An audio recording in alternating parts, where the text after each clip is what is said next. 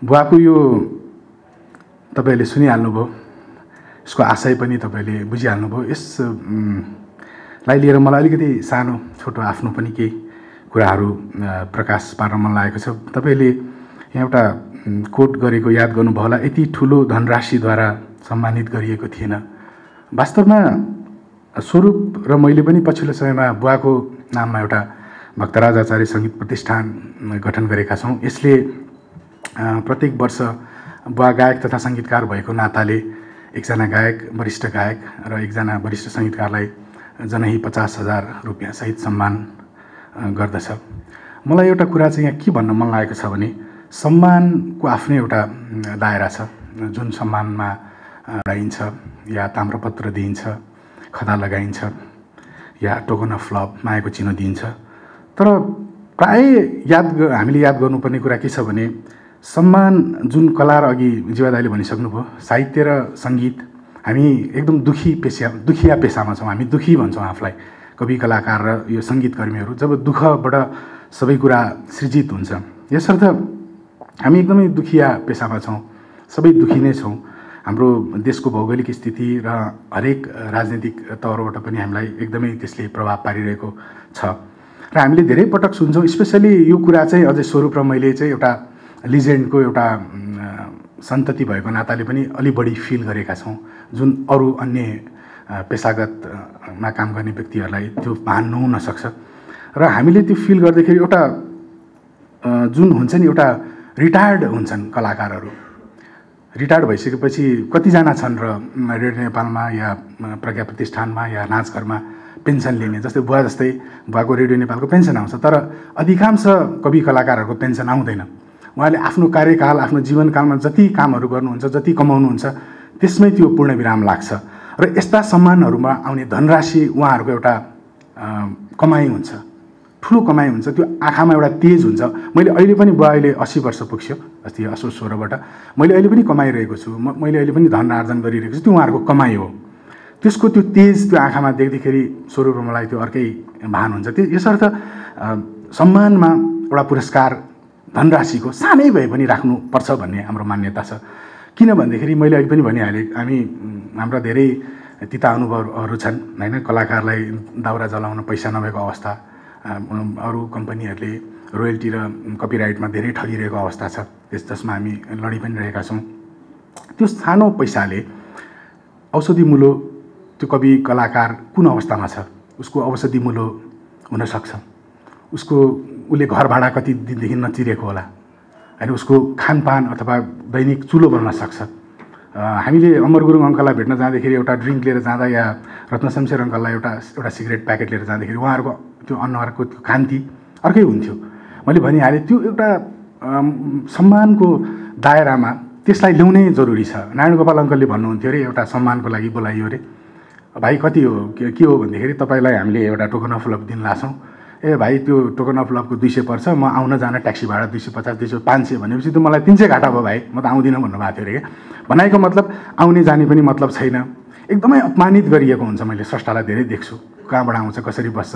80-85 वर्षको वृद्धहरू हुन्छन्, अगाडि लगेर ड्यासमा लगेर राखिदिएको छ, ठुल्ठुलो साउन्ड भइरहेको हुन्छ होइन, उहाँहरूलाई गाह्रो भइरहेको हुन्छ।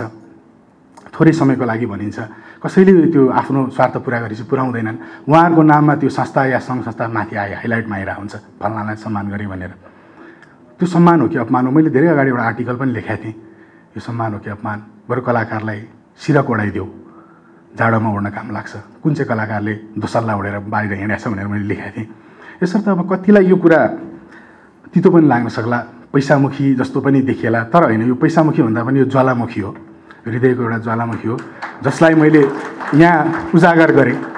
किनभने एउटा सन्तति भएको नाताले तपाईँहरू आफै विचार गर्नुहोस् न। एउटा तपाईँहरूमध्ये कति चाहिँ यहाँ निजामती कर्मचारी हुनुहुन्छ होला, कुनै कसैको बिजनेस होला, तपाईँहरूको प्रमोसन भएला म एउटा इक्जाम्पल दिएँ। तपाईँहरूलाई प्रमोसन, तपाईँलाई एप्रिसिएसन लेटर दियो, तपाईँहरूलाई एउटा दियो र एउटा पार्टी दियो भन्नु तपाईँहरूलाई खुसी हुन्छ कि तपाईँको तलब बढाइयो भन्नु खुसी हुन्छ? डेफिनेटली तलब बढाउँदाखेरि त्यो पैसासँग मैले भने धनराशि जब आउँछ नि, मान्छेको काम गर्ने चाहना, त्यो ऊर्जा नै अर्को भएर जान्छ। वेराज त्यो टोकन अफ लभले गर्दैन। मैले त भनिहालेँ, हाम्रो घरमा 3जनाको त एउटा कोठैभरि छ टोकन अफ लभ। त्यो दसैँमा एउटा धुलो पुस्ने जब चाडबाड आउँछ धुलो पुस्ने सिवाय त्यसले केही पनि गर्दैन। त्यसको सम्मान छ। मैले त्यसको अपमान गरेँ। मैले अघि पनि भने, आई रिपिट, छ राजादेखि लिएर रङ्कहरूसम्मले दिएको सम्मानहरू छन्। तर मैले भने त्यो पैसाको सम्मानले जुन एउटा इन्स्ट्यान्ट त्यो टाइममा त्यसले एउटा जुन भूमिका खेल्छ त्यो वास्तवमै एकदमै ठुलो कुरा हो। त्यसैले मैले भन्छु हरेक सङ्घ संस्थाले एउटा पदाधिकारी त हुन्छन्, 1000 रुपियाँ त निकाल्न सक्छन् नि त खल्तीबाट। एटलिस्ट 10,000 भए पनि बरु त्यो दोसल्ला ताम्रपत्रको बदलामा त्यसमा बनाउन पनि त खर्च लाग्छ। दियो भने बरु त्यो सबभन्दा ठुलो सम्मान हुन्छ। मैले भने उसको गर्जो टर्छ, केही हुन्छ, उसको कमाइ हुन्छ। मैले भनिहालेँ। त्यसले गर्दाखेरि यो कुराहरू अब अलिकति तितो लाग्छ। मैले जहिले पनि बुवाको सम्मानहरू हुँदाखेरि पनि सोध्छु कस्तो प्रकारको सम्मान हो तपाईँहरूको, होइन? अब बुवा यस्तै गाह्रो छ, थुक कन्ट्रोल हुँदैन, युरिन कन्ट्रोल हुँदैन। धेरैजना हुनुहुन्छ यहाँ, मैले देखिरहेको छु। धेरै वृद्ध व्यक्तित्वहरू पनि हुनुहुन्छ, आउनु भएको छ, पाल्नु भएको छ।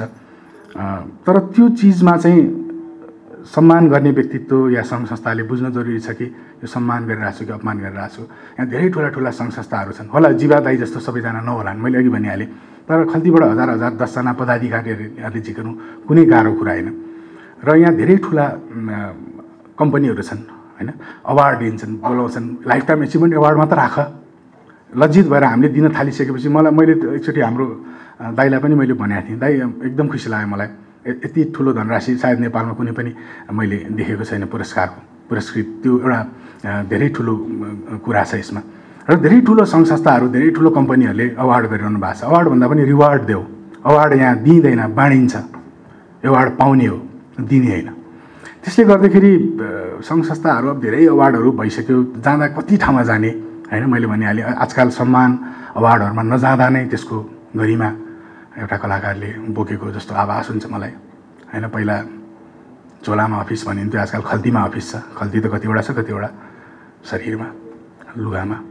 यसर्थ एकदमै विचार गरेर यहाँहरूले जुन गर्नुभयो र अघि दाइले समाजको जुन एउटा अर्को क्षेत्रलाई पनि गर्नुभयो र अघि बुवाले पनि त्यहाँ लेख्या छ कि छनौट प्रक्रिया भन्ने।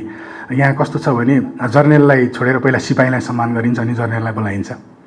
त्यो दायरा पनि हुनुपर्छ, त्यो एउटा कसको पोर्टफोलियो एउटा वरियता क्रमहरू हुन्छ, होइन? एउटा गर्नुपर्नेलाई गरिसक्नुपर्छ अनि बिस्तारो वरिष्ठबाट कनिष्ठको पालो आउँछ, होइन? त्यसले गर्दाखेरि यी सबै कुराहरूलाई ध्यान दिएर अगाडि यसले हेमलाल हरिकाला लामिछाने समाज कल्याण प्रतिष्ठानले आगामी दिनहरूमा पनि अझै यस्तै उन्नति प्रगति गर्दै जाओस् र हामीलाई पनि एउटा मोटिभेसन भएको छ। किनभने हामी प्रत्येक वर्ष नै सकि नसकी कनीकुथी गरिरहेछौँ।